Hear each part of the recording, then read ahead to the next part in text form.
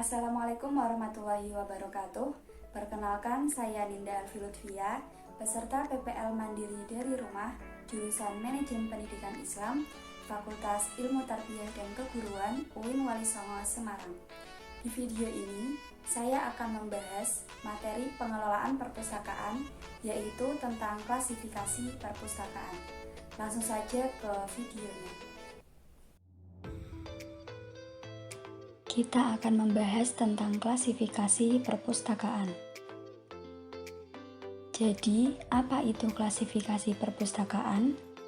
Klasifikasi perpustakaan adalah sebuah proses kegiatan mengelompokkan secara sistematik terhadap buku atau bahan pustaka lain berdasarkan subjek untuk mempermudah dalam pencarian dan penempatan kembali koleksi perpustakaan ke dalam rak buku. Fungsi dari klasifikasi adalah sebagai sarana penyusunan bahan pustaka di rak, sebagai sarana penyusunan entry bibliografis dalam katalog tercetak, bibliografis dan indeks dalam tata susunan sistematis, serta sebagai sarana penelusuran informasi. Tujuan klasifikasi adalah untuk menentukan lokasi bahan pustaka di dalam jajaran koleksi perpustakaan, untuk mengumpulkan semua bahan pustaka yang memiliki subjek yang sama dalam satu jajaran koleksi, untuk memudahkan dalam penempatan buku baru, untuk memudahkan penyiangan, untuk memudahkan cacah ulang atau stock of name, untuk mengetahui keseimbangan koleksi, serta untuk mengetahui cakupan ilmu pengetahuan. Macam-macam skema klasifikasi. Ada dua macam skema klasifikasi. Yang pertama adalah notasi murni, hanya menggunakan salah satu dari huruf, angka, atau tanda-tanda lain secara konsisten. Sedangkan yang kedua adalah notasi campuran, menggunakan dua simbol atau lebih, yaitu gabungan antara huruf dan angka. Macam-macam sistem klasifikasi.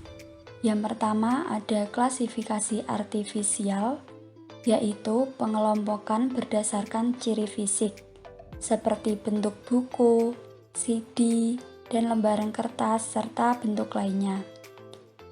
Yang kedua adalah klasifikasi utility, yaitu pengelompokan berdasarkan kegunaan, seperti buku untuk anak-anak, remaja, dewasa, buku pegangan siswa, dan lain sebagainya. Yang ketiga adalah klasifikasi fundamental, yaitu pengelompokan berdasarkan ciri subjek, seperti matematika, ekonomi, fisika.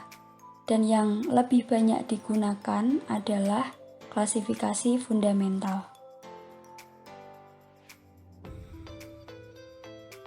Keuntungan dari klasifikasi fundamental sendiri adalah bahan pustaka yang subjeknya sama atau hampir sama, letaknya dapat berdekatan, dapat digunakan sebagai bahan pertimbangan dalam menilai koleksi mana yang lemah dan mana yang kuat berdasarkan subjek, membantu pemustaka menelusuri informasi menurut subjeknya, memudahkan pembuatan bibliografi menurut pokok masalah, dan membantu penyiangan atau weeding koleksi.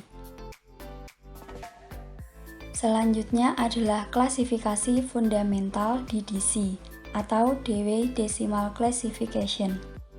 DDC adalah sebuah sistem klasifikasi perpustakaan yang diciptakan oleh Melville Dewey atau Melville Louis Kossuth Dewey, seorang pustakawan berkebangsaan Amerika Serikat yang hidup pada paruh kedua abad ke-19 hingga awal abad 20.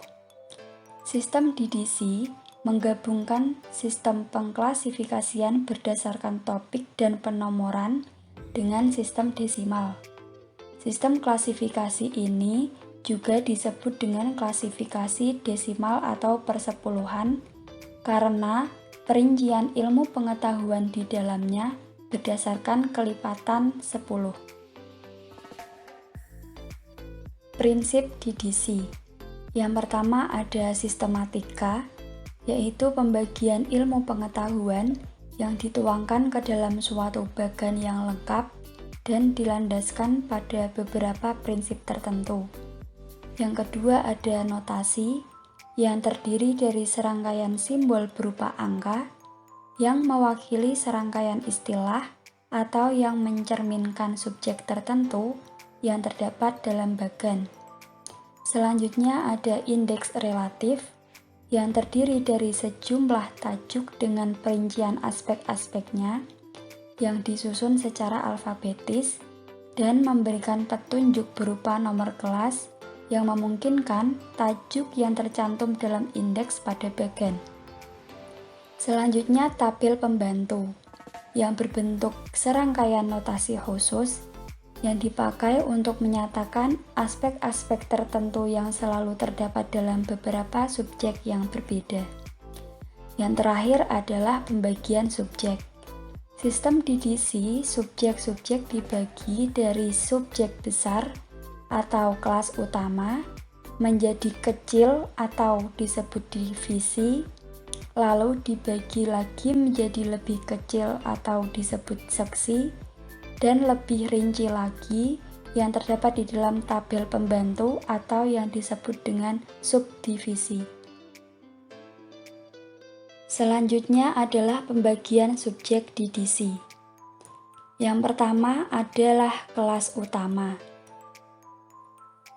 yaitu desimal kelas utama menempati angka pertama atau angka ratusan dengan pembagian subjek 0 ke atas untuk karya umum, 100 ke atas untuk filsafat, 200 ke atas untuk agama, 300 ke atas untuk ilmu-ilmu sosial, 400 ke atas untuk bahasa, 500 ke atas untuk ilmu-ilmu murni, 600 ke atas untuk ilmu-ilmu terapan atau teknologi, 700 ke atas untuk kesenian dan olahraga, 800 ke atas untuk kesusastraan, dan 900 ke atas untuk sejarah, geografi, dan biografi. Pembagian yang kedua disebut divisi. Desimal divisi menempati angka kedua atau angka puluhan. Sebagai contoh, diambil dari kelas utama 300, yaitu untuk ilmu-ilmu sosial. Pembagian divisinya adalah 310 untuk statistik umum, 320 untuk ilmu politik, 330 untuk ilmu ekonomi, 340 untuk ilmu hukum, 350 untuk administrasi negara, 360 untuk layanan sosial, 370 untuk pendidikan, 380 untuk perdagangan, komunikasi dan transportasi, dan 390 untuk adat istiadat dan kebiasaan. Bagian yang ketiga disebut seksi. Desimal seksi DDC menempati angka ketiga atau angka satuan.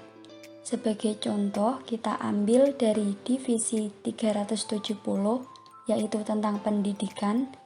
Pembagian seksinya adalah 371 untuk hal-hal umum tentang pendidikan, 372 untuk pendidikan dasar, 373 untuk pendidikan tingkat sekolah lanjutan, 374 untuk pendidikan orang dewasa, 375 untuk kurikulum, 376 untuk pendidikan kaum perempuan, 377 untuk sekolah dan agama, 378 untuk pendidikan perguruan tinggi, dan 379 untuk pendidikan dan agama.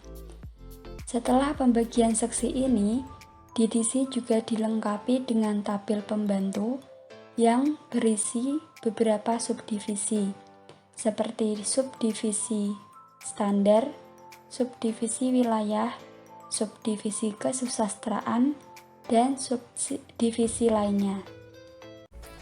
Demikian pembahasan tentang klasifikasi perpustakaan dari saya. Semoga bermanfaat bagi kita semua. Dan see you di next video. Wassalamualaikum warahmatullahi wabarakatuh.